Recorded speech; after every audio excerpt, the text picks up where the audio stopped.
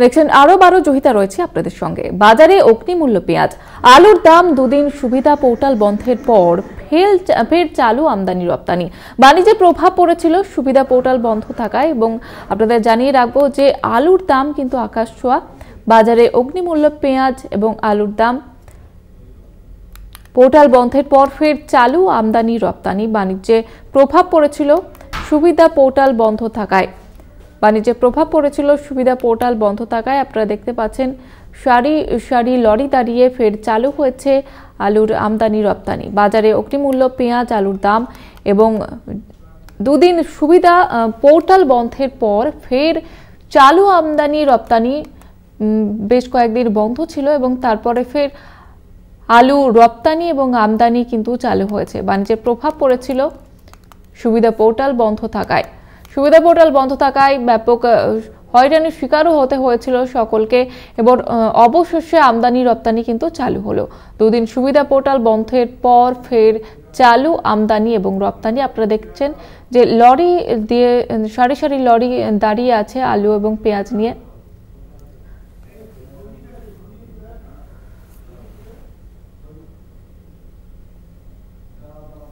বাজারে অগ্নিমূল্য আলু, পেঁয়াজ এবং তারপরে অবশেষে কিন্তু পোর্টাল চালু হয়েছে এবং আমদানি রপ্তানি চালু হয়েছে। সরাসরি রয়েছে প্রতিনিধি সঞ্জিত চক্রবর্তী। সঞ্জিত, ব্যবসায়ীরা কি বলছেন? लेकिन कल की बैठक में हम দেখো, তুমি জানো যে রাজ্যের বাজারগুলো যেভাবে আলু, পেঁয়াজ সহ বিভিন্ন সবজি ফসল অগ্নিমূল্য, সেই অগ্নিমূল্য রুখতে কিন্তু বিশেষ করে ট্যাক্স ফোর্স গঠন করা হয়েছিল।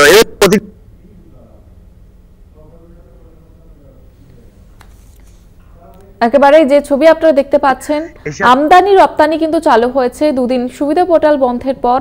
বাজারে অগ্নিমূল্য পেঁয়াজ, আলুর দাম এবং অবশেষে আমদানি রপ্তানি চালু হয়েছে।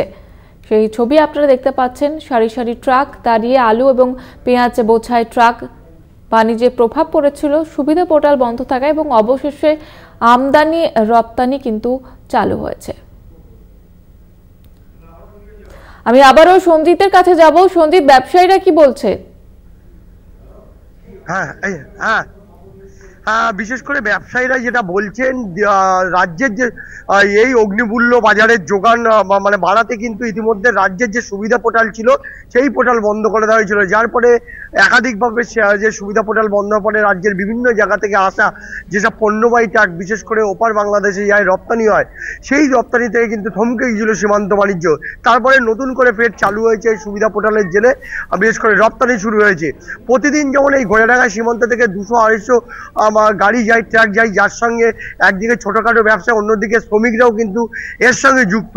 পাশাপাশি এখানকার যে ক্লিয়ার এবং ফরওয়ার্ড এডিং অর্থাৎ আমদানি রপ্তানি সংস্থার যে সম্পাদক আছে ঘোড়াডাঙ্গার, যে সঞ্জীব মণ্ডল বলেন, সেই সময় বেশ কিছু ক্ষতি হয়েছিল। অর্থাৎ 25-26 তারিখে সুবিধা পোর্টাল বন্ধের ফলে একাধিক জায়গায় ট্রাক দাঁড়িয়ে গিয়েছিল, যার ফলে সীমান্ত বাণিজ্য থমকে গিয়েছিল, যার ফলে ক্ষতি কিন্তু হয়েছিল প্রায় কয়েক কোটি টাকা।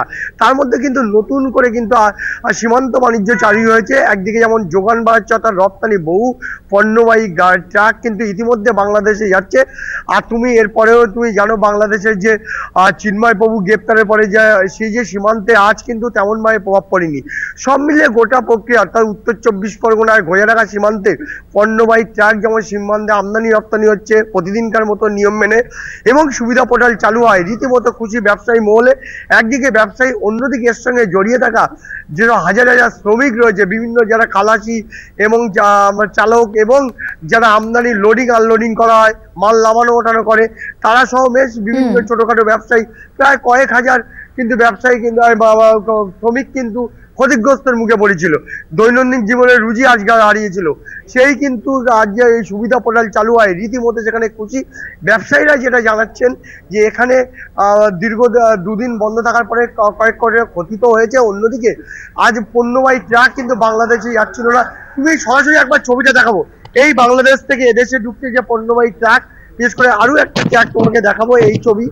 পাশাপাশি আমার ঠিক পিছনটা আমি যেখানে দাঁড়িয়েছি 0 পয়েন্টের ঘোড়াডাঙ্গা, তুমি দেখতে পাচ্ছ এই পণ্যবাহী ট্রাক যেখানে দাঁড়িয়ে আছে, সেখান থেকে সোজা অর্থাৎ বিশেষ করে ভোমরা বর্ডার হয়ে ওপার বাংলাদেশে যাবে।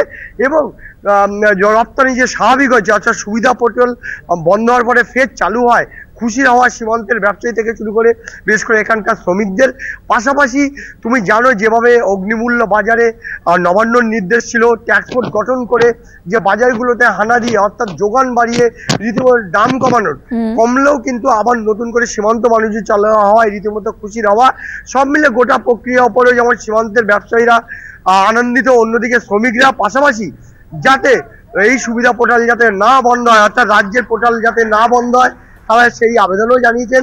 তারা জানাচ্ছেন যে এর সঙ্গে বহু মানুষ যেমন রুজি রোজগার রয়েছে, দেশের রেভিনিউ, দেশ এবং রাজ্যের বহু বিদেশি মুদ্রা ঢোকে তাদের কোষাগারে।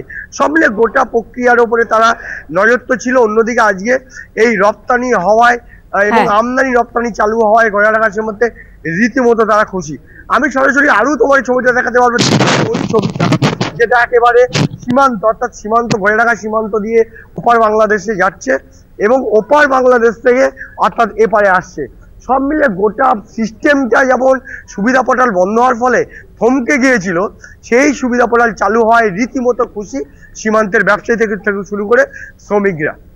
জয়িতা, একেবারে ধন্যবাদ জানাবো সঞ্জিত তোমাকে। আমাদের সঙ্গে সরাসরি ছিলেন প্রতিনিধি সঞ্জিত চক্রবর্তী। যে ছবি আপনারা দেখতে পেলেন, অবশেষে শুরু হয়েছে আমদানি রপ্তানি, যার জেরে কিন্তু সবাই খুশি, ব্যবসায়ী থেকে শ্রমিক সকলে কিন্তু খুশি।